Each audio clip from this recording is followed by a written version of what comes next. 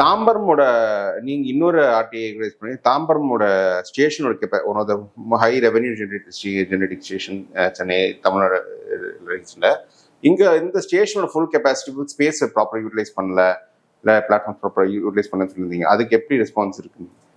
அதுதான் தொடர்ந்து நம்ம கோரிக்கை வச்சுக்கிட்டே இருக்கோம். இப்ப தாம்பரம் எடுத்துக்கிட்டீங்கன்னா ரயில் நிலையம் ரீசெண்டா வந்து ஆர்டிஐ தகவல் பிரகாரம் 2024-25 3.4 கோடி மக்கள் வந்து ஆரிஜினேட்டிங் பேசஞ்சர்ஸ் வந்து இந்த ரயில் நிலையத்தை பயன்படுத்துறாங்க அப்படின்னு சொல்லியிருக்காங்க. இதுதான் சென்னை எக்மோரோட சென்னை சென்ட்ரலோட ஜாஸ்தியான ஆரிஜினேட்டிங் பேசஞ்சர்ஸ் இருக்கிற ரயில்வே ஸ்டேஷன் இந்த சதர்ன் ரயில்வே ஜோன்ல.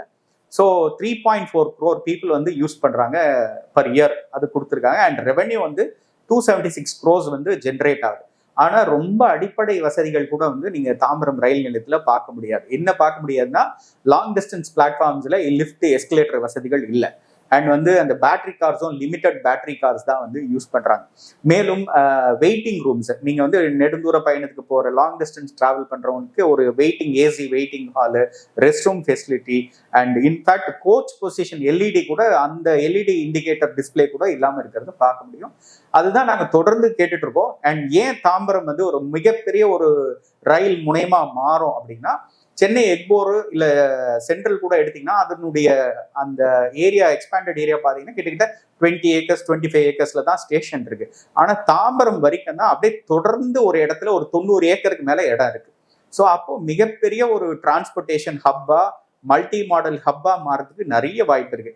இவ்வளவு இடம் கையில வச்சுட்டு இருந்து இதை எக்ஸ்பேண்ட் பண்ணாம ரீடெவலப்மெண்ட் பிளான் பார்த்தீங்கன்னா 1000 கோடியில 4 வருஷத்துக்கு முன்னாடி ரீடெவலப்மெண்ட்டுக்கு டிபிஆர் ப்ரிப்பரேஷன் டெண்டர் கூப்பிட்டாங்க.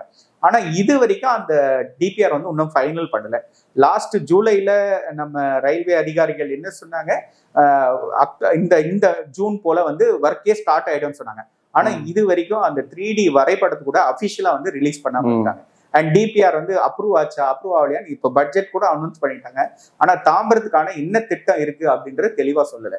எங்களுக்கு அதுதான் ரொம்ப வருத்தமா இருக்கு. இவ்வளவு ரெவென்யூ ஜென்ரேட் பண்ணுது, இவ்வளவு மக்கள், சென்னையிலேயே அதிகமான மக்கள் தாம்பரத்தை பயன்படுத்த ஆரம்பிச்சிட்டாங்க. அப்படி இருக்கும்போது ஏன் வந்து அவ்வளவு முக்கியத்துவம் கொடுக்கல, அண்ட் இது முக்கியத்துவம் கொடுக்காம இருக்க காரணம் என்ன அப்படின்னு எங்களுக்கு புரியல. ஓகே, இப்போ கிளாம்பாக்கம் பேருந்து நிலையம் வந்தப்புறம் ரயில்வேஸ் வந்து கிளாம்பாக்கம் ரயில்வே ஸ்டேஷன் அங்கே கன்ஸ்ட்ரக்ட் பண்ணிட்டு இன்னும் கப்பல் ஆஃப் மந்த்ஸ்ல அந்த ஆப்ரேஷன் ஸ்டார்ட் பண்ண போறாங்க. இது ஸோ அந்த ஒன்ஸ் இந்த ரயில்வே ஸ்டேஷன் கன்ஸ்ட்ரக்ஷன் முடிஞ்ச அப்புறம் சர்வீசஸ் இன்க்ரீஸ் ஆக வாய்ப்பு இருக்கா? ஏன்னா கிளம்பாக்கம்க்கு தற்போதைக்கு இருக்க major urban transit fast urban transit system வந்து இது இப்போ செவன் ரயில் தான் இருக்கு. அப்படிங்கும்போது சர்வீசஸ் இன்க்ரீஸ் ஆக வாய்ப்பு இருக்குன்னு நினைக்கிறீங்களா? இன்க்ரீஸ் பண்ணுவாங்கன்னு தெரியல. ஸ்பெஷல் சர்வீசஸ் வந்து நம்ம தமிழக அரசாங்கம் கேட்டா வந்து பண்ணி கொடுக்கலாம். பட் ஆனா அது உண்மையிலேயே சாத்தியமாகுமா அப்படின்றதுலாம் எங்களுக்கு வந்து பெரிய ஒரு எதிர்பார்ப்பு இல்லை. ஏன் முக்கியமா ரயில்ல வந்து அவ்வளவு தூரம் பயணிப்பாங்களா அப்படின்னா, மெயினா வந்து எல்லாருமே வந்து ஒரு கிளாம்பாக்கம் பேருந்து நிலையம் வந்து எல்லாம் லாங் டிஸ்டன்ஸ் டிராவலர்ஸ் தான் அந்த பஸ் ஸ்டேஷன் யூஸ் பண்ண போறாங்க. டெர்மினஸை எல்லாருமே கையில ஒரு 15 கிலோ 20 கிலோ லக்கேஜோட தான் வராங்க. அவங்க எல்லாமே ரயில் நிலையங்களை, இந்த அர்பன் ரயில்வே இஎம்யூ டிரான்ஸ்போர்ட் ஏன் ப்ரிஃபர் பண்ணலன்னா, அதுல எல்லாமே ஃபுட் ஓவர் பிரிட்ஜ் இருக்கு. எல்லா ரயில் நிலையங்களும் எஸ்கலேட்டர் இல்லை, லிஃப்ட் இல்லை. அதனால இந்த லக்கேஜை தூக்கிட்டு ஏறி இறங்குறதுக்கு வந்து சிரமப்பட்டுக்கிட்டு எல்லாம் வந்து ஒண்ணு மெட்ரோ வருதுன்னா மெட்ரோல வர்றாங்க. இப்ப நிறைய பேர் மெட்ரோ வர்றாங்க, அங்கிருந்து கேப் வச்சுட்டு கிளாம்பாக்கம் வர்றாங்க. மெட்ரோ மாதிரி என்னைக்கு வந்து இந்த ரயில் நிலையங்கள் எல்லாமே சபர்பன் ஸ்டேஷன்ஸ்ல என்னைக்கு லிஃப்ட் எஸ்கலேட்டர் வசதிகள் வருதோ அப்பதான் வந்து கிளாம்பாக்கத்துக்கு பயணிகள் வந்து அந்த ஸ்டேஷன் யூஸ் பண்ணி பஸ் ஸ்டாண்ட் போறதுக்கு யூஸ்ஃபுல்லா இருக்கும். மற்றபடி இப்போ வந்து உடனடியாக வந்து சர்வீசஸ் இன்க்ரீஸ் பண்ணி பண்ணுவாங்களா அப்படின்னு நம்ம ஹோப் தான் பார்ப்போம். ஏன்னா இப்போ ஸ்டேஷன் கன்ஸ்ட்ரக்ஷனே ரொம்ப டிலே ஆகுது. இந்த ஆண்டு இறுதி வரைக்கும் கூட போவோம் அப்படின்னு சொல்றாங்க. ஸோ அது எப்போ முடியும்னு தெரியல. இப்போ coming to the Kilambakkam metro, airport to Kilambakkam metro வந்து ஒரு பெரிய சர்ப்ரைஸ் என்னன்னா, ஐடியலி இந்த லைன் வந்து ஃபேஸ் 2லேயே கொண்டு வந்திருக்கலாம். பிகாஸ் அப்போயே கிளாம்பாக்கம் பேருந்து நிலையம் கட்டிட்டு இருந்தாங்க. அதுக்கப்புறம் ஃபேஸ் 2 ஒர்க் ஸ்டார்ட் பண்ண அப்புறம் 2022லேயே இந்த அறிவிப்பு வந்து நாங்கள் கட்ட போறோம்னு அறிவிப்பு வந்தது. ஆனால் அதுக்கப்புறம் இன்னும் கன்ஸ்ட்ரக்ஷன் ஸ்டார்ட் ஆகல, சென்ட்ரல் அப்ரூவல் பெண்டிங்காக இருக்கு. ஸோ என்னதான் பிரச்சனை இருக்கு? Where the government is going wrong? Airport Kilambakkam வந்து ஒன் ஆஃப் தி மெட்ரோ இப்போ கட்டக்கூடிய ஃபேஸ் 2வோட அதி முக்கியத்துவம் வாய்ந்தது. ஏன் அப்படின்னா, அவங்க அந்த டிபிஆர் அப்ரூவல்லே தெளிவாக குறிப்பிட்டிருக்காங்க. தினசரி 1.5 லட்சம் மக்கள் வந்து இந்த அலைன்மெண்ட், இந்த லைன் வந்து பயன்படுத்துவாங்க. விமான நிலையத்திலிருந்து கிளாம்பாக்கம் வரைக்கும் தினசரி 1.5 லட்சம் மக்கள் பயன்படுத்துறதுக்கான வாய்ப்பு இருக்கு அப்படின்னு கெப்பாசிட்டியில டீட்டெயிலாக சொல்லிட்டாங்க. ஸோ ஹை ப்ரியாரிட்டி, மற்ற லைன்ஸுக்கு கம்பேர் பண்ண சொல்ல ஹை ப்ரியாரிட்டி வந்து இதுக்கு இருக்கு. ஆனா அதுக்கு முக்கியமான காரணம் ஹைவேஸ் உடைய குறுக்கீடு நிறைய இருந்தது. அவங்க என்ன சொன்னாங்க, முதல்ல ஏர்போர்ட் டு செங்கல்பட்டு வரைக்கும் எலிவேட்டட் ரோட் வருது, அதனால மெட்ரோவுடைய கன்ஸ்ட்ரக்ஷன் வந்து லெவல் 2ல இருக்கணும், நாங்கள் லெவல் 1ல எலிவேட்டட் ரோட் போறோம் அப்படின்னு பேக் ஃபோர்த் டிசிஷன்ஸ் ரெண்டு பேருமே டிஸ்கஸ் பண்ணி கிட்டத்தட்ட 2 வருஷம் தாமதம் ஆயிடுச்சு. அண்ட் இன்ஃபேக்ட் 2022 நவம்பர்ல அப்ரூவ் பண்ணிட்டாங்க. தாம்பரம் டு ஏர்போர்ட் வரைக்கும் கிரேட் செப்பரேட்டர் பண்ணிட்டு அதுக்கப்புறம் எலிவேட்டட் ரோட் பண்றோம் அப்படின்னு சொல்லி அப்ரூவல்லாம் கன்சென்சஸ் அரைவை ஓகே பண்ண ஒரு ஹை பவர் கமிட்டி அப்ரூவ் பண்ண ஒரு திட்டத்தை திரும்பவும் கடந்த ஆண்டு 2024ஆம் ஆண்டு இல்ல எங்களுக்கு ஏர்போர்ட்ல இருந்தே நாங்க எலிவேட்டட் ரோட் வேணும் அப்படின்னு சொன்னதுனால திரும்பவும் அந்த டிபிஆர் ரிவைஸ் ஆச்சு. ஸோ ஆனா இன்ன வருத்தம்னா 2019ல தொடங்கின ஒரு டிபிஆர் ப்ரிப்பரேஷன் திட்டம், ஃபீசிபிலிட்டி ஸ்டடி, அதுக்கப்புறம் டிபிஆர் ப்ரிப்பரேஷன், அதுக்கப்புறம் அப்படியே தொடர்ந்து இந்த மாதிரி டிஸ்கஷன்ட்டு கிட்டத்தட்ட 5 ஆண்டுகளை கடந்து வந்து அப்புறம் இப்போ ரீசெண்டாக ஹைவேஸ் உடைய கோரிக்கையை ஏற்று அந்த டிபிஆர் ரிவைஸ் பண்ணி 9,000 கோடிக்கு ரிவைஸ்டு டிபிஆர் டெல்லிக்கு அமிச்சாங்க. அது போனா அங்கிருந்து ஏற்கனவே மதுரை கோயம்புத்தூருக்கு நடந்தபடி அந்த காம்ப்ரஹென்சிவ் மொபிலிட்டி பிளான் அண்ட் அப்புறம் வந்து ஆல்டர்னேட்டிவ் பிளான்ஸ் வந்து அப்டேட்டடா இல்லை அப்படின்னு சொல்லி ரிட்டர்ன் அனுப்பிச்சிருந்தாங்க கோயம்புத்தூர் மதுரை. அதே மாதிரி ஏர்போர்ட் கிளாம்பாக்கமும் பேக் டேட், அது ஏற்கனவே 6 மாசம் முன்னாடி தான் இந்த மாதிரி இஷ்யூ ரைஸ் ஆயிருக்கு. ஸோ அது திரும்ப நீங்க ரீசெண்ட் ஃபைல் அனுப்பணும்னு சொன்னாங்க மதுரை கோயம்புத்தூருக்கு. அப்படி இருக்கு சொல்ல இந்த பிப்ரவரி மாசம் அமிச்ச ஃபைல் அதை ப்ராப்பரா அமிச்சிருந்தாங்கன்னா நம்மளுக்கு இந்த திரும்ப ரிட்டர்ன் வரப்போறது கிடையாது அப்ரூவலுக்கு. இப்போ இவங்க அந்த அவுடேட்டட் ஒரு காம்ப்ரஹென்சிவ் மொபிலிட்டி பிளான் அமிச்சதுனால திரும்ப ரிவைஸ் பண்ணி அனுப்புங்கன்னு சொல்றாங்க. இதை அனுப்ப இன்னும் எவ்வளவு மாதங்கள் ஆகும்னு தெரியல. ஆனா இதனால மக்களுக்கு பெரிய அவஸ்தையா இருக்கு. தினசரி அங்க போய் அவ்வளோ ஒரு 1000 பல ஆயிரம் மக்கள் அங்க போறாங்க. அதுவும் விழா காலங்கள்ல தீபாவளி, பொங்கல், இந்த மாதிரி அண்ணாமலை தீபம் அந்த டைம்லாம் ஹெவியா க்ரௌடு போகணும்னு நினைக்கும் போது மெட்ரோ இல்லாத மிகப்பெரிய ஏமாற்றம். அண்ட் நீங்க சொல்ற அந்த எலக்ட்ரிக் ட்ரெயினுடைய ஸ்டேஷன் பாத்தீங்கன்னா ஒரு 500-600 மீட்டர் தள்ளி இருக்கு பட் அது கிளாம்பாக்கம் பஸ் ஸ்டாண்டுக்கு. ஸோ அதுக்கு எலிவேட்டட் அந்த ஸ்கை வாக் பண்றாங்க. நம்ம ப்ராக்டிக்கலா சொல்லுவோம், எவ்வளோ லக்கேஜ் எடுத்துக்கிட்டு எவ்வளோ பேரால 600 மீட்டர் இழுத்துக்கிட்டு நடக்க முடியும். ஸோ கொஞ்சம் யங்ஸ்டர்ஸ் வந்து பண்ணுவாங்க. பட் இது மெட்ரோ வந்து கரெக்டா அந்த வாசல்ல எடுத்துட்டு போய் நிறுத்துறாங்க அந்த ஸ்டேஷனை. கரெக்டா நீங்க பஸ் ஸ்டேஷனுக்கு எதிர்க்கே நிறுத்துறாங்க. அங்கிருந்து ஒரு 100 மீட்டர்ல நடந்து உள்ளார நீங்க பஸ் ஸ்டாண்டுக்குள்ள போயிடலாம். அதனால இது ரொம்ப ஹை ப்ரியாரிட்டி. இது வந்து கவர்மெண்ட் தான் உடனடியாக வந்து வேகமா அந்த காம்ப்ரஹென்சிவ் பிளானை கொடுத்து கிளியர் பண்ணும். இப்போ இருக்கிற பிளான் படி என்னன்னா, ஒரு ஃப்ரம் ஏர்போர்ட் டு தாம்பரம் ஒரு எலிவேட்டட் ஹைவே பிளான் பண்ணிருக்காங்க. ஆமா, அதுக்கு மேல வந்து மெட்ரோ வருது. ஓகே. இப்போ நம்ம செகண்ட் லெவல்ல மெட்ரோ கன்ஸ்ட்ரக்ஷன் வந்துரும், ஃபர்ஸ்ட் லெவல்ல எலிவேட்டட் ரோடு வந்துரும். But already Tambaram airport to Tambaram வந்து ஏற்கனவே இந்த பல்லாவரம் ஃப்ளைஓவர் ஆகட்டும் அதெல்லாம் இருக்குல்ல. ஸோ இதுக்கு மேல வருமா? ஆமா, அவங்க சொல்றது ஒண்ணு இந்த இருக்கக்கூடிய ஃப்ளைஓவர் ரவுண்ட் அபவுட்ஸ் எல்லாத்தையும் இன்டகிரேட் பண்ணி ஒரு சிஸ்டம் கொண்டு போறோம்னு சொல்றாங்க. அதுக்கான முழு பிளான் வந்து சிஎம்ஆர்ல இருந்து சீக்கிரம் வெளியிட்டா நல்லா இருக்கும். எப்படி இன்டகிரேட்டடா பண்றாங்களா இல்ல அந்த இடத்துல லெவல் 2 அண்ட் லெவல் 3க்கு போகுமா அப்படின்றது சொல்லும். இப்போ லெவல் 1ல ரவுண்ட் அபவுட் இருக்கும், லெவல் 2ல எலிவேட்டட் ரோட் போகும், லெவல் 3ல மெட்ரோ போகும். ஸோ அந்த மாதிரி பிளான் பண்ணாலும் பிளான் பண்ணுவாங்க. ஓகே. இப்போ பொதுவா இப்போ இந்த மெட்ரோ சிஸ்டம்ஸ்ல இப்போ சிஎம்ஆர்எல் பண்ணும்போது அவங்க மேஜர் ரோட் பிளாக்ஸ் எங்க வருது நினைக்கிறீங்க? ஸ்டேட் லெவல்ல வருது, சென்ட்ரல் லெவல்ல வருதா? ஃபர்ஸ்ட் இப்போ இந்த ஏர்போர்ட் கிளாம்பாக்கம் எடுத்துக்கோங்க, ஸ்டேட் லெவல்ல தான் பிரச்சனை. ஸ்டேட் லெவல்ல தான் தாமதம். ஒரு வாட்டியும் அந்த ஹைவேஸ் டிபார்ட்மெண்ட் உடைய நிறைய கன்சென்சஸ் வரவே இல்லை. அவங்க 2 பேருக்கு நடந்த இன்ட்ராக்ஷன்ஸ்ல வந்து நாங்க எங்களுக்கு எலிவேட்டட் ரோட் வேணும்னு சொல்றது, அப்புறம் எங்களுக்கு வேண்டாம்னு சொல்றது, அதுக்கப்புறம் இல்ல எங்கெல்லாம் டிராபிக் இன்டர்செக்ஷன்ஸ் வருதோ அங்க சின்ன கிரேட் செப்பரேட் போடலாம்னு சொல்றது. இந்த மாதிரி இந்த ஹைவேஸ் மீட்டிங்கே ஒரு வருஷத்துக்கு இல்ல 6 மாசத்துக்கு ஒரு தடவை தான் மீட்டிங் நடக்கும். ஏன்னா இந்த ஹை பவர் கமிட்டி மீட்டிங் நடக்கிறதுனால எல்லா அதிகாரங்களும் ஒன்னா கூடும். ஸோ இந்த மாதிரி பியூரோக்ரசி டிசிஷன் மேக்கிங்லேயே வந்து ரொம்ப டிலே இருக்கிறத பார்க்க முடிஞ்சுது. ஸோ அதை வந்து நம்ம அரசாங்கம் வந்து இனிமே வந்து ஒரு மெட்ரோ திட்டம் அறிவிச்சாங்கன்னா அதிகபட்சம் ஒரு வருஷத்துக்குள்ளார அதுல டிசிஷன் எடுக்கும். ஒரு டிபிஆர் சப்மிட் பண்ணா ஒரு 1 இயர்க்குள்ள அந்த டிபிஆர் அப்ரூவ் பண்ணலாம். ஆனா ஒரு சில திட்டங்களுக்கு அப்படித்தான் நடந்திருக்கு. இந்த ஃபேஸ் 2க்கு பாத்தீங்கன்னா 1 மாசம் 1.5 மாசத்துல வந்து அப்ரூவ் பண்ணி அமைச்சிருக்காங்க. அதுக்கப்புறம் நெக்ஸ்ட் வரக்கூடிய அந்த ஃபேஸ் 1 எக்ஸ்டென்ஷன் அதெல்லாம் வேகமா டிசிஷன் எடுத்திருக்காங்க. ஆனா இந்த ஏர்போர்ட் கிளாம்பாக்கம் ஒண்ணுதான் வந்து ரொம்ப இழுபறியா இருந்திருக்கு. இன்ன வரைக்கும் அந்த பிரச்சனை இருந்துகிட்டே இருக்கு. ஓகே. இதுல வந்து ஒரு கேள்வி நான் ஒரு நேற்று பதிவு போடும்போது இதை கேள்வி கேட்டாங்க. இப்போ காம்ப்ரஹென்சிவ் மொபிலிட்டி பிளான் வந்து அவுட்டேட்டா இருக்குன்னு சொல்லி ரிஜெக்ட் பண்றாங்க. பட் இதே நம்ம ஃபேஸ் 2 பண்ணா, ஃபேஸ் 2 ஃபர்ஸ்ட் நம்ம டிபிஆர் முதல்ல அனுப்பி ஒரு 4 இயர்ஸ் கழிச்சு அப்ரூவ் பண்ணாங்க. ஸோ அப்போ 4 இயர்ஸ்க்கு முன்னாடி இருந்த பிளான் தானே அப்போ அப்ரூவ் பண்ணும்போது அக்செப்ட் பண்ணியிருக்காங்க. இல்ல அதுதான் அவங்க பீரியாடிக்கலா வந்து ஏதாவது டேட்டா வேணும். ஏன்னா ஏன் இந்த காம்ப்ரஹென்சிவ் மொபிலிட்டி பிளான் வருதுன்னா 2017 இருந்து மெட்ரோ ரயில் பாலிசி இம்ப்ளிமெண்ட் பண்ணி யூனியன் கவர்மெண்ட் வந்து ஒரு சில காமனான ஃபியூச்சர்ஸ் கொண்டாந்துட்டாங்க. நாளைக்கு இந்த ஸ்டேட்ல ஒரு மாதிரி அடாப்ட் பண்றது, வேற ஸ்டேட்ல வேற மாதிரி கன்ஸ்ட்ரக்ஷன் எல்லாம் யூனிஃபார்ம் பண்றாங்க. ஏன்னா காஸ்ட் வந்து எக்கனாமிக்கலா மீட் அவுட் பண்ண முடியும் அப்படின்னு மெட்ரோ ரயில் பாலிசியை வந்து ஃபார்ம் பண்ணிட்டாங்க. ஸோ ஒரு இன்ஃப்ராஸ்ட்ரக்சர் டெவலப் பண்ணாங்கன்னா எந்தெந்த நகரம் பண்ணாலும் பேசிக் கன்ஸ்ட்ரக்ஷன் ஒரே மாதிரி தான் இருக்கும். ஸோ அந்த ஸ்டேஷன் அதுக்கு ஏற்றபடி நீங்க வந்து காஸ்ட் ஃபேக்டர் வந்து கரெக்டாக மேனிப்புலேட் பண்ணலாம். இந்த திட்டத்துக்கு வந்து கூடுதலாச்சா குறைஞ்சதா ஏதாவது ஒரு ரீசன் இருக்கும், ப்ராப்பர் ரீசன் இருந்தா ஓகே. ஸோ அந்த மெட்ரோ ரயில் பாலிசியில இப்போ மெயினா வந்து ஆல்டர்னேட்டிவ் பிளான்ஸ், இதோட கம்மியான காஸ்ட்ல ஏதாவது ஆல்டர்னேட்டிவ் பிளான் இருக்கா, அண்ட் காம்ப்ரிஹென்சிவா வந்து இந்த மொபிலிட்டி பிளான்ன்ற இந்த மாதிரி விஷயங்கள்லாம் கொண்டாந்துட்டாங்க. நாளைக்கு மற்ற டிரான்ஸ்போர்ட் சிஸ்டத்தோட வந்து ஒருங்கிணைஞ்சு இது செயல்படுதா அப்படின்றதுனால தான் இந்த மாதிரி விஷயங்கள் கொண்டாந்து சொல்ல. இப்போ இந்த அவங்கள பொறுத்த வரைக்கும் ஏதாவது மாற்றம் வேணும், அதை வந்து இப்போ அவுடேட்டட் டேட்டா இருக்குன்னா இப்போ ப்ராப்பரா கேட்டு வாங்கிக்கிறாங்க. இப்போ கரண்ட் டேட்டா கொடுங்க அப்படின்னா இவங்களும் கரண்ட் டேட்டா வந்து கொடுத்து முடிச்சுறாங்க. அண்ட் அந்த ஃபேஸ் 2 பொறுத்த வரைக்கும் பார்த்தீங்கன்னா ஃபினான்ஷியல் டிசிஷன் மேக்கிங் தான் டிலே ஆயிடுச்சு. ஒரே நேரத்தில் வந்து பொதுவாக மற்ற நகரங்களில் பார்த்தீங்கன்னா ஃபேஸா face 1, face 2, face 2A, 2B அந்த மாதிரி பெங்களூர்லாம் பார்த்தீங்கன்னா 2A, 2B ஸ்பிளிட் பண்ணி மெட்ரோ வந்து 20,000 கோடி 15,000 கோடி பிரிச்சு வந்து கொடுத்தாங்க. ஆனா நம்ம தமிழகத்துல வந்து என்ன பண்ணிட்டாங்க, அந்த 3 காரிடாரா இருந்தாலும் கூட ஒரே திட்டமா அறிவிச்சிட்டாங்க. ஃபேஸ் 2 அப்படின்னு ஒரே திட்டமா அறிவிச்சு மொத்தமா வந்து ஒரு முதல்ல சொன்னது ஒரு 80,000 கோடி செலவாகும்னு சொல்லி கொடுத்தனால அது மிகப்பெரிய ஒரு பினான்சியல் பேர்டன் வந்து மத்திய அரசாங்கத்துக்கு ஏற்படுத்தும், ஸ்டேட்டுக்கும் ஏற்படுத்தும். அதுக்கப்புறம் தான் அவங்க திரும்ப ரீகன்சிடர் பண்ண சொன்னாங்க, ஏதாவது காஸ்ட் குறைக்க முடியுமான்னு சொல்லி 63,000 கோடி கொண்டு வந்துட்டாங்க. பெங்களூர் ஃபேஸ் 2 ஃபர்ஸ்ட் ஒரேடியா பெரிய ப்ராஜெக்ட் இருந்துச்சு.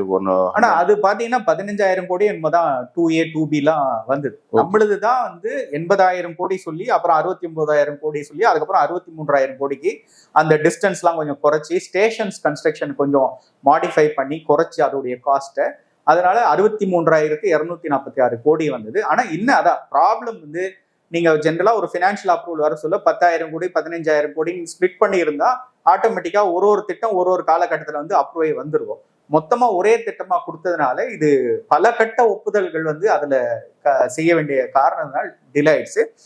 அண்ட் முக்கியமான காரணம் ஏதோ ஒரு ரீசன்னால இந்த பினான்சியல் அப்ரூவல் ஃபண்டிங் வந்து டிலே ஆச்சு. அதை தொடர்ந்து அப்புறம் மற்ற மாநகரங்கள்ல இல்ல மற்ற மாநிலங்கள் நடந்த மெட்ரோ திட்ட நிதி பங்களிப்பு கொடுத்து நம்ம ஆர்டிஐ மூலியமா வெளியிட்டதுக்கு அப்புறம் அண்ட் தொடர்ந்து முதலமைச்சர் கோரிக்கை வச்சு அந்த பினான்சியல் அப்ரூவல் கிடைச்சிருச்சு. இப்போ மெட்ரோ திட்டங்களை பொறுத்தவரை இப்போ குஜராத் ஆகட்டும், மகாராஷ்டிரா ஆகட்டும், யூபி இப்போ 2க்கும் மேற்பட்ட நகரங்களை நோக்கி மெட்ரோ அப்படின்னு நோக்கி போயிட்டாங்க.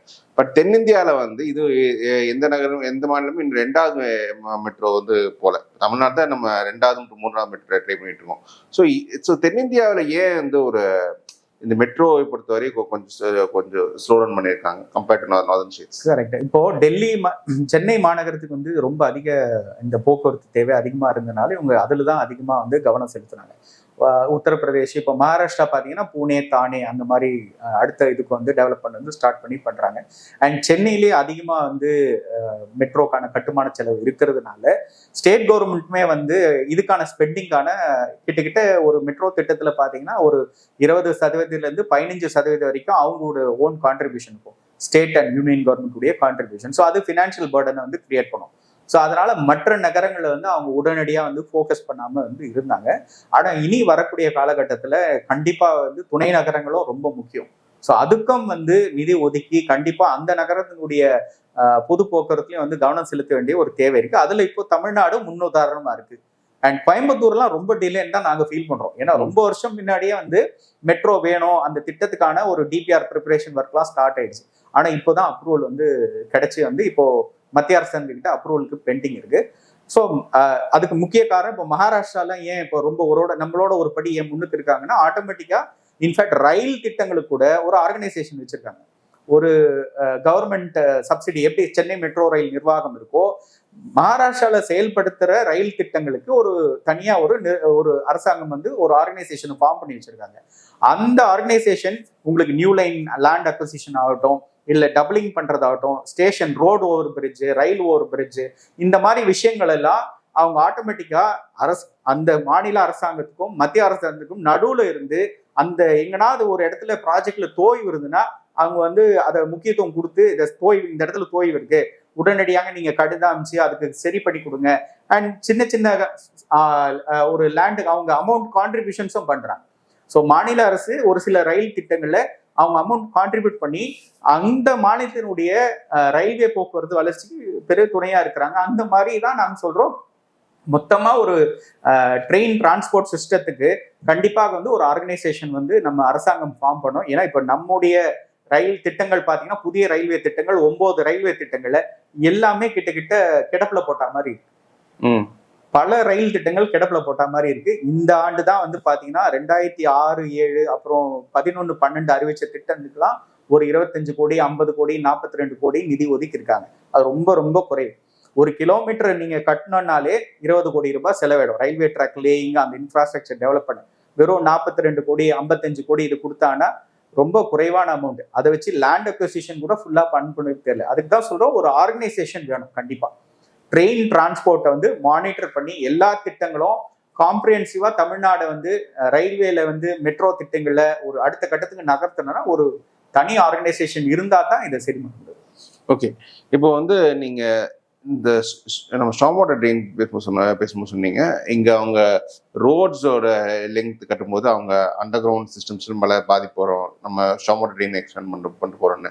இப்போ ஒரு மெட்ரோன்றது கட்டும்போது எலிவேட்டட் ஆகட்டும், அண்டர் கிரவுண்ட் ஆகட்டும், இப்போ ஸ்டார்ம் வாட்டர் ட்ரெயினுக்கும் அவங்க சேர்த்து தான் இப்போ அவங்க பிளானிங் பண்ணிட்டு இருக்காங்களா, இல்லை கட்டும்போது? மெட்ரோ வந்து ஜென்ரலா எங்க கட்டுமானம் பண்ணாலும் ஃபர்ஸ்ட் அந்த ரோட்ல இருக்கிற இன்ஃப்ராஸ்ட்ரக்சர் வந்து ஸ்டடி பண்ணிடுவோம். ஃபர்ஸ்ட் அவங்க முதல் பண்ணக்கூடிய வேலையை யூட்டிலிட்டி ஷிஃப்டிங் தான் சொல்லுவாங்க. இப்போ எங்க மெட்ரோ கட்டுமானம் சென்டர் ஆஃப் தி ரோட்ல வருதா, இல்ல லெஃப்ட் சைடோ ரைட் சைடோ எங்க வருதோ அங்க வந்து ஏற்கனவே இருக்கிற யூட்டிலிட்டியில பிரச்சனை வருது அப்படின்னா அந்த யூட்டிலிட்டி ஷிஃப்டிங் பண்ணுவாங்க.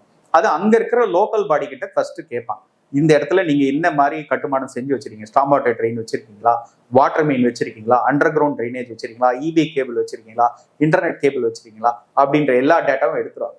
எடுத்துட்டு ஆட்டோமேட்டிக்கா ஃபர்ஸ்ட் அந்த யூட்டிலிட்டி ஷிஃப்டிங் முடிச்சுட்டு தான் அவங்களுடைய கன்ஸ்ட்ரக்ஷனே ஸ்டார்ட் பண்ணாங்க. ஸோ அவங்க வெல் பிளான்டா இருக்காங்க. அவங்க எக்காரணத்துக்கு கொண்டும் இருக்கிற இன்ஃப்ராஸ்ட்ரக்சரை டிஸ்டர்ப் பண்ணவே மாட்டாங்க. இன்னொன்னு இம்ப்ரூவ் ஆனா கூட பண்ணுவாங்க. அவங்க சார்பில் அவங்க இன்ஃப்ராஸ்ட்ரக்சர் பில்ட் பண்ணுவாங்க. அதுதான் இவங்க மெட்ரோ கட்டுமானத்தினால எந்த இதெல்லாம் பாதிக்கப்படுதோ அந்த அந்த எந்த இன்ஃப்ராஸ்ட்ரக்சர்லாம் பாதிக்குதோ அதெல்லாம் புதுசா கட்டி கொடுத்துருவாங்க. ஃபர்ஸ்ட் அதை கட்டி கொடுத்து அதை ஷிஃப்ட் பண்ணி முடிச்ச பிறகுதான் இவங்க கன்ஸ்ட்ரக்ஷனே ஸ்டார்ட் பண்ணுவாங்க. இல்ல பொதுவா ஜஸ்ட் ஒரு ஃபியர், ஃபியர்னா மழை வெள்ளம், ரோட்ல வெள்ளம் தண்ணி ஜாஸ்தியா இருந்தா அண்டர் கிரவுண்ட் தண்ணி போயிடுமா அப்படின்ற ஒரு ஜெனரலா பெர்செப்ஷன் இருக்கும். பட் ஆனா அது நடைமுறையில் அப்படி நடந்ததே கிடையாது, எங்கேயுமே நடந்தது கிடையாது. ஸோ அந்த அளவுக்கு இவங்க பிளானிங் எஃபெக்டிவா இருக்கு. ஸோ அந்த மாதிரி இவங்க ஸ்டார்ம் வாட்டர் எஃபெக்டிவா எப்படி மேனேஜ் பண்ணுன்றது கட்டும்போதே ப்ராப்ளம் மேனேஜ் பண்ணிட்டு தான் வராங்களா இந்த இவங்களோட சைட்ஸ்ல? மெட்ரோ சென்னை மெட்ரோ ரயில் பொறுத்த வரைக்கும் ஒரு ஸ்டார்ம் வாட்டர் ட்ரெயின்ன்றது சென்னை கார்பரேஷன் கீழே இருக்கிற ஒரு ஃபெசிலிட்டி. அவங்க வந்து அந்த ஃபெசிலிட்டியை வந்து இப்போ நடுவில் இப்போ இங்கே மெட்ரோ கன்ஸ்ட்ரக்ஷன் வருது, அந்த ஸ்டார்ம் வாட்டர் ட்ரெயின் அஃபெக்ட் ஆகுதுன்னா உடனே சென்னை கார்பரேஷன் கிட்ட சொல்லுவாங்க, இந்த இடத்துல அலைன்மெண்ட்ல மெட்ரோ ரயில் வருது, நீங்க ஷிஃப்ட் பண்றதுக்கான காஸ்ட் சொல்லுங்கன்னுவாங்க. சென்னை கார்பரேஷன் ஒரு காஸ்ட் கொடுப்பாங்க, எப்படி மாத்தி அமைச்சா சரியா இருக்கும், தண்ணி போறா மாதிரி, நீர் தேங்காதபடி, என்ன சைஸ்ல வேணுமோ சொல்லுவாங்க. அது ஓகேன்னு சொல்லிட்டா அவங்க உடனே அதுக்கு அப்ரூவல் கொடுத்து அதுக்கான நிதி ஒதுக்கி அவங்க கிட்ட கொடுத்துருவாங்க. ஸோ மோஸ்ட்லி இப்படிதான் வந்து பண்ணுவாங்க. இவங்க வந்து டைரக்டா இன்கேஸ் சென்னை கார்பரேஷன் கான்ட்ராக்டர்ஸ் அதை பண்ணுவாங்கன்னா அந்த மாதிரி கான்ட்ராக்டர்ஸ் செலக்ட் பண்ணி அவங்ககிட்ட ஒர்க்கை எக்ஸிக்யூட் பண்ண சொல்லி விட்டுருவாங்க. அதனால எக்காரணத்துக்கு கொண்டும் இன்ஃப்ராஸ்ட்ரக்சரை வந்து ஒரு கிரைசிஸ்ல கொண்டு போய் விட மாட்டாங்க. ஓகே, இப்போ கமிங் டு யுவர் திங், இப்போ ரீசெண்டா வந்து ஒரு மெட்ரோ இன்னொரு ஸ்கீம் அனௌன்ஸ் பண்ணாருன்னா பூந்தமல்லி டு அப்கமிங் பரந்தூர் ஏர்போர்ட்டுக்கு நாங்கள் மெட்ரோ அனௌன்ஸ் பண்ணியிருந்தாங்க. அதுக்கு டிபிஆரும் ஒர்க் பண்ணியிருந்தாங்க. பட் ஆனால் அந்த டிபிஆர் வந்து இப்போ அடுத்த கட்டத்துக்கு போகல. அதுக்கு மேபி நீங்கள் ஒரு ஆர்டிஐ நீங்கள் கேட்டிருந்தீங்க, இப்போ நீங்கள் why can't you go for a faster system like RRTS. So அந்த ஒர்க்கு எப்படி போயிட்டு இருக்கீங்கன்னா அவங்களும் இப்போ ஆர்ஆர்டிஎஸ் பிளான் அறிவிச்சிருக்காங்க. இப்போ நம்ம இந்த பட்ஜெட்ல வந்து ஆர்ஆர்டிஎஸ் வந்து அலைன்மெண்ட்ஸ் வந்து ஸ்டடி பண்ண சொல்லியிருக்காங்க. நாங்கள் சொன்னது இன்ஃபேக்ட் சைனாவில் ஹை ஸ்பீட் ஏர்போர்ட்னு வர சொல்ல இன்னும் ஹை ஸ்பீட் ட்ரெயின்ஸே வந்து யூஸ் பண்ணுவாங்க. 320 கிலோமீட்டர்ல புல்லட் ட்ரெயின் மாதிரி ஸ்பீடு ஹை ஸ்பீட் ட்ரெயின்ஸு. ஏன்னா குவிக்காக போயிட்டு நம்ம டிஸ்பர்ஸ் பண்ணோம் க்ரௌடை. ஏன்னா அதிக டிமாண்ட் இருக்கிற ஒரு இது ஆகிடும். பெரம்பலூர்ன்றது மிகப்பெரிய ஒரு டெவலப்மெண்ட். தினசரி பல லட்சம் மக்கள் வந்து வரக்கூடிய ஒரு கெப்பாசிட்டி, குறைஞ்சது 5 கோடி பேர் ஒரு வருஷத்துக்கு பயன்படுத்தலாம் ஸ்டார்டிங் ஸ்டேஜில் அப்படின்னு சொல்லும்போது, அப்போ அவ்வளோ பேர் வந்து ஒரு வருஷத்துக்கு வந்து போறாங்கன்னா பர் டே வந்து நிறைய பேர் வந்து லேக்ஸ். இப்போ ஆல்ரெடி இங்க இருக்கிற ஏர்போர்ட்டே எடுத்தீங்கன்னா 90,000 85,000 பீப்புள் வந்து யூஸ் பண்றாங்க. அங்க வந்து 2 லட்சம் 3 லட்சம் வரைக்கும் அந்த தினசரி பயன்படுத்துவாங்கன்னு சொல்ல ஹை ஸ்பீட் ட்ரெயின்ஸ் வந்து கண்டிப்பா வந்து பிளான் பண்ணலாம். RRTS பிளான் பண்ணாலும் ஓகே தான், பட் அதோட இன்னும் மேம்பட்ட ஒரு போக்குவரத்து இருக்குன்னா அதை வந்து கன்சிடர் பண்ணலாம். அண்ட் மெயினா வந்து இந்த RRTS வந்து வந்து வெறுமனே பெரந்தூர் வரைக்கும் இல்லாம அதை கண்டிப்பா வந்து பக்கத்துல இருக்க துணை நகரங்கள் வரைக்கும் எக்ஸ்பேண்ட் பண்ணாங்கன்னா அந்த நகரங்களும் கொஞ்சம் வளர்ச்சி ஆயிடும். அங்க இருந்து மக்கள் வந்து பரந்தூர் ஏர்போர்ட் வந்து யூஸ் பண்றதுக்கு ரொம்ப ஹெல்ப்ஃபுல்லா இருக்கும். RRTS வந்து ரொம்ப வெல்கம் தான். ஏன்னா 160 km/h வந்து டிராவல் பண்ணும் அந்த ட்ரெயின். இப்போ டெல்லி, காசியாபாத், மீரட்டுக்கெல்லாம் போட்டுட்டாங்க. ரொம்ப சக்சஸ்ஃபுல்லா இருக்கு அண்ட் எக்கனாமிக்கலாவும் இருக்கு. ஏன்னா இப்போ பரந்தூர் வந்து கிட்டத்தட்ட 70 கிலோமீட்டர் தள்ளி நம்ம இருக்கிறனால கேப்லாம் வச்சோம்னா இன்னைக்கு ரொம்ப காஸ்ட்லி ஆயிடும். And future domestic and international அங்கே போயிடுச்சுன்னா ஆட்டோமேட்டிக்கா அந்த இன்டர்சேஞ்ச் பண்றதுக்கு ஃபிளைட் மாறுறதுக்குலாம் வந்து அங்கதான் கரெக்டான ஒரு ஏர்போர்ட்டா இருக்குன்னு சொல்ல இவங்க இந்த RRTS வந்து மெட்ரோக்கு பதில் RRTS பண்ணாங்கன்னா ரொம்ப ஹெல்ப்ஃபுல்லா இருக்கும். ஸோ இன்னொரு தாம்பரம் ரிலேட்டட் ப்ராஜெக்ட் வந்து ரொம்ப நாளா பேசப்பட்டு but it didn't take off. என்னன்னா potential metro between Tambaram to Guindy via Velachery.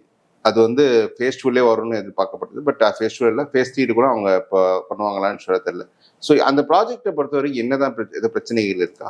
இது ஒரு பெரிய ஒரு மிஸ்ஸிங் லிங்க்னு நாங்க பார்க்கிறோம். தாம்பரம் டு இந்த எஸ்பெஷலி இந்த அட்லீஸ்ட் இந்த மேடவாக்கம் வரைக்கும்னாது காரிடார் 5 வரைக்கும்னாது இவங்க இன்டர்லிங்க் வந்து பண்ணியிருக்கணும்.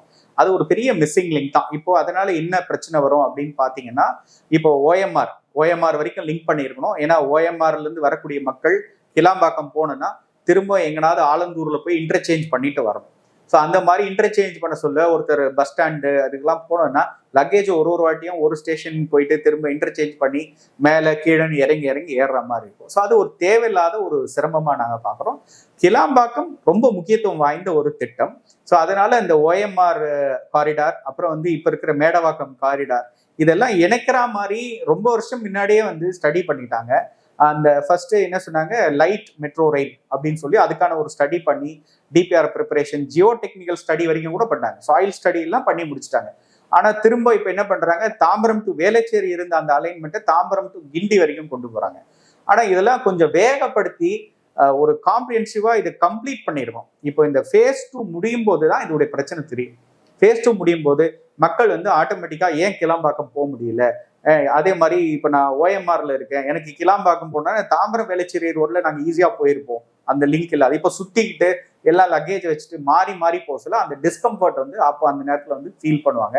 இப்போனாவது மெட்ரோ ரயில் வந்து கண்டிப்பா அந்த மேடவாக்கத்துல நடக்கக்கூடிய கன்ஸ்ட்ரக்ஷன்ல அந்த லூப்பிங் அரேஞ்ச்மெண்ட்லாம் ப்ராப்பரா பண்ணி வச்சுட்டாங்கன்னா, எக்ஸ்டெண்ட் பண்ணி வச்சுட்டா நாளைக்கு மெட்ரோ கன்ஸ்ட்ரக்ட் பண்ண சொல்ல ரொம்ப ஹெல்ப்ஃபுல்லா இருக்கும். ஸோ ஹை ப்ரியாரிட்டியா வந்து தாம்பரம் டு வேளச்சேரி அண்ட் கிண்டி அது வரைக்கும் இந்த எல்லா காரடையும் இணைக்கிற மாதிரி அந்த மெட்ரோ ப்ராஜெக்டையும் கமெண்ட்ஸ் பண்ணாங்கன்னா ரொம்ப ஹெல்ப்ஃபுல்லா இருக்கும். ஓகே சார், இவ்வளவு தூரம் வந்து கேள்வி பதில் சொன்ன நன்றி சார். தேங்க்யூ.